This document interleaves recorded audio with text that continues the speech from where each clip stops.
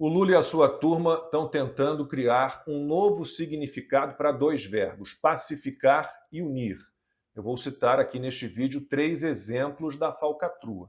O primeiro é essa aliança do PT com o STF. Alguns jornalistas conseguem ver normalidade nessa intimidade entre o Lula e ministros do Supremo.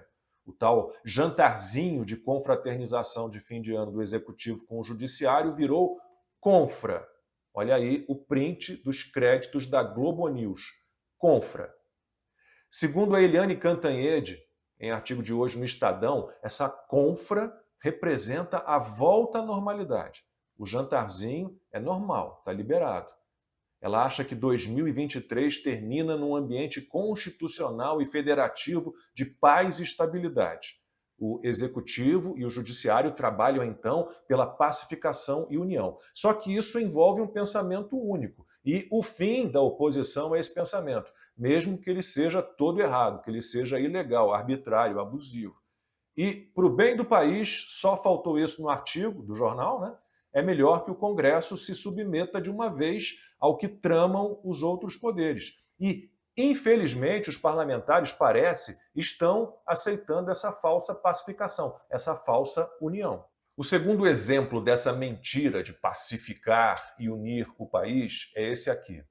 Matéria da Folha de São Paulo do último domingo. O título é Influenciadores se juntam por debate político menos tóxico. E o subtítulo, Iniciativas aproveitam canhão de personalidades nas redes para estimular discussões democráticas. Aí você lê a reportagem e descobre que existe um negócio chamado redes cordiais, que quer espalhar a ideia de influência responsável para enfrentar questões como polarização política, discurso de ódio e desinformação.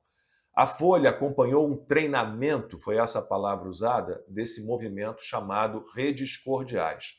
Eram 12 influenciadores, todos ligados a ideias socialistas e comunistas, ligados de alguma forma ao Lula. E eles ouviram uma palestra sobre segurança pública de especialistas do Instituto Sou da Paz. Especialistas de verdade em segurança pública, gente que sabe a diferença entre violência e criminalidade, que sabe que o problema do Brasil é a criminalidade com impunidade. Esse pessoal não foi chamado para conversar com os influenciadores. Então, não tem debate. E a Folha diz que o objetivo das redes cordiais é estimular um debate saudável e democrático no país. De novo, que debate? É mais uma vez a historinha de unir em torno de uma ideia só. Pacificar virou a ação de fazer com que todo mundo pense da mesma forma. Se submeta às mesmas ideias, defenda as mesmas ideias, ainda que elas sejam comprovadamente um desastre. E os 12 influenciadores que estavam lá para aprender a tornar o debate político menos tóxico, acusaram o que eles chamaram de direita bolsonarista de não saber conversar com base em argumentos. Para eles, quem interdita o debate são os conservadores. E a gente fica pensando, quem sofre com a censura, com banimento das redes sociais, com perseguição, prisão, exílio? Não é a turma cordial, é? E para encerrar, o terceiro exemplo de que resolveram dar novo significado a esses verbos, pacificar e unir. Vocês já viram algum vídeo da campanha do Lula que tem como mensagem o Brasil é um só povo?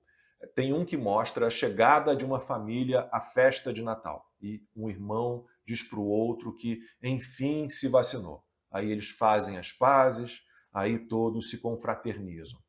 Tem um vídeo voltado para o pessoal do agronegócio e a mensagem é: a política é a força do campo batendo no peito da nação.